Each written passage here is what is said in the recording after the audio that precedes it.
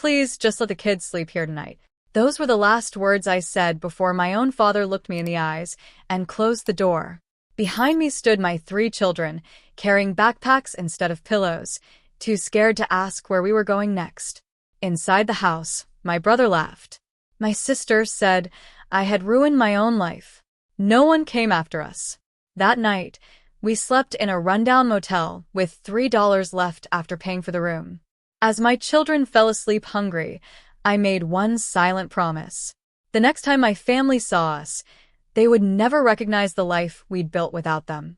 The day my marriage ended didn't begin with shouting. It began with silence. I walked into our kitchen expecting to surprise my husband with lunch. Instead, I found him sitting across from another woman, their hands resting on the table together as though they'd forgotten anyone else existed. Neither of them noticed me at first. When Daniel finally looked up, he didn't jump or panic. He simply let go of her hand and sighed. I was going to tell you tonight. Those 7 words hurt more than if he'd screamed. We'd been married for 14 years. We had 3 wonderful children, Emma, Lily, and Noah. I believed we were an ordinary family. We celebrated birthdays, argued over whose turn it was to do dishes, watched movies on Friday nights, and planned summer vacations months in advance. Apparently, I had been the only one living that life. Daniel admitted the affair had been going on for nearly a year. "I'm not happy anymore," he said quietly. "I didn't plan for this to happen." I looked at the woman sitting beside him. She couldn't even meet my eyes. For a moment, I wanted to fight, to yell, to ask how he could destroy everything we'd built. Then I looked through the kitchen window. Our children were playing basketball in the driveway, laughing together. They deserved better than watching their parents tear each other apart. So I took a deep breath.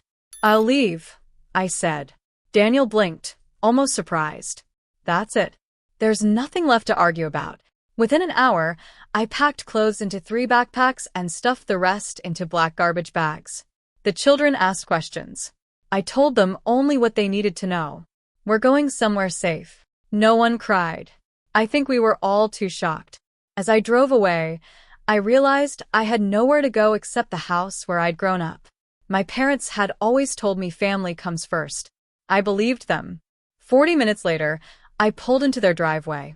The porch light was already on. Dad answered after the second knock. His face softened when he saw me. Then he noticed the children standing behind me with backpacks. His expression changed. "What happened?" I told him everything. About Daniel, about the affair, about leaving the house. When I finished, he looked past me toward my old car packed with garbage bags. Then he sighed. "You always rush into decisions."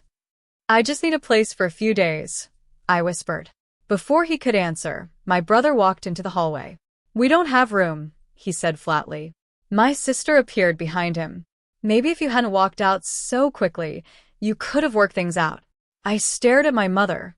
She stood in the kitchen doorway, silent. She never once looked me in the eyes. Dad slowly rested his hand on the door. "I'm sorry," he said quietly. Then he closed it. I stood on that porch for several seconds, unable to move. Behind me, my 3 children waited without saying a word. That night, we checked into the cheapest roadside motel I could find. As my children finally drifted to sleep, I stared at the cracked ceiling and made one promise. No matter how long it took, I would build a life where my children would never have to wonder if they had a place to call home. The next morning, I checked my bank account while the kids ate cereal from paper bowls. After paying for the motel, I had just over $3,000 left. It looked like a lot. It wasn't. Every mile we drove, every meal we bought, every night we stayed somewhere safe chipped away at it. Panic tried to settle in. I wouldn't let it. That afternoon, I called every employer within 30 miles. Most never called back. Some politely said they needed someone with more recent experience. A few simply told me they weren't hiring. Finally, a small insurance office offered me a temporary administrative position. The pay wasn't impressive, but it was honest. I accepted before they could change their minds.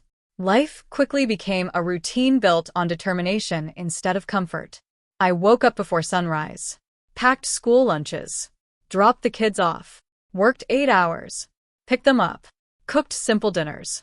After they fell asleep, I opened my laptop and spent 3 more hours earning an online project management certification. There were nights I wanted to quit. My eyes burned from exhaustion. My back ached. Some assignments took twice as long because I kept falling asleep at the keyboard. But every lesson felt like another brick in the future I was building. The children noticed more than I realized. Emma started helping Noah with his homework without being asked. Lily stopped asking for expensive birthday presents. One evening, Noah handed me $5 from his piggy bank. "For groceries," he whispered. I hugged him so tightly he laughed. "We're okay," I told him. "And we're going to stay okay." 6 months later, the insurance company offered me a full-time position. 3 months after that, I was promoted to office coordinator. The certification opened doors I hadn't even known existed. A year after leaving Daniel, I accepted a project management role with a growing healthcare company. For the first time in months, I could breathe without constantly worrying about the next bill. We moved into a modest 3-bedroom apartment with sunlight pouring through the living room windows. The kids each picked pink colors for their bedrooms. Watching them argue over where to place the couch felt strangely wonderful. It sounded like home. During those 18 months, my parents never called. My brother never texted. My sister never asked how the children were doing. The silence hurt at first. Eventually, it became peaceful. The kids flourished. Emma made the honor roll. Lily discovered she loved art. Noah joined a neighborhood soccer team and smiled more than he had in years. Then, exactly 18 months after that motel night, my phone buzzed. It was my mother. There was going to be a large family gathering for my parents' anniversary. She said everyone hoped I'd come. I stared at the message for a long time. Part of me wanted to ignore it. Another part knew something had changed. This time, I wasn't walking into that house looking for someone to save me. I was walking in to show my children what quiet strength really looked like. The afternoon of my parents' anniversary, I parked outside the same house where 18 months earlier a door had quietly closed in my face. This time, I didn't sit in the car trying to gather courage. I smiled at my children. "Ready?" 3 voices answered together. "Ready." We walked to the front door as a family. When my father opened it, he stared for several seconds without saying a word. I almost didn't recognize the expression on his face. The disappointment I'd seen that night was gone. Now, there was only surprise. Behind him, conversations stopped one by one. My brother looked up from the dining table. My sister froze in the middle of pouring iced tea. Even my mother stood perfectly still. The room had gone silent. Not because we'd arrived looking wealthy. Not because we wore expensive clothes. But because we looked happy. The children laughed as they greeted their cousins. Emma talked excitedly about making the honor roll.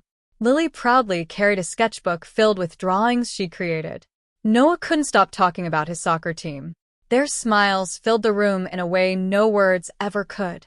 For the first time in a long while, I realized they no longer carried the fear they had worn that night outside this very house.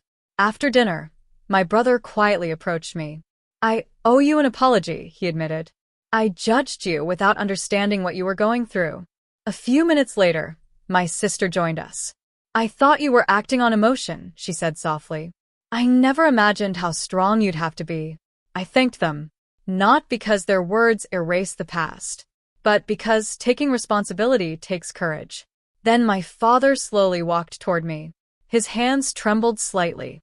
"I've replayed that night in my head more times than I can count," he said. "I should have opened the door." His voice cracked. "I failed you, and I failed my grandchildren." For a moment, neither of us spoke. Then I gently took his hand.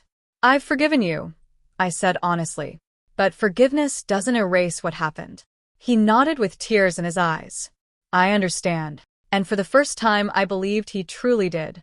When the evening ended, my children climbed into our car laughing about games they'd played with their cousins. As I started the engine, Emma looked at me from the back seat. "Mom," she whispered, "I'm glad we never gave up." I smiled. "So am I." Driving home, I realized something that changed me forever. Success wasn't buying a nicer apartment. It wasn't earning promotions. And it certainly wasn't proving my family wrong. Real success was watching my children feel safe again. It was knowing that when every door had closed, we learned how to build one of our own. And sometimes, the greatest chapter of your life begins the moment you stop waiting for someone else to rescue you and decide to become the safe place your family has been searching for all along.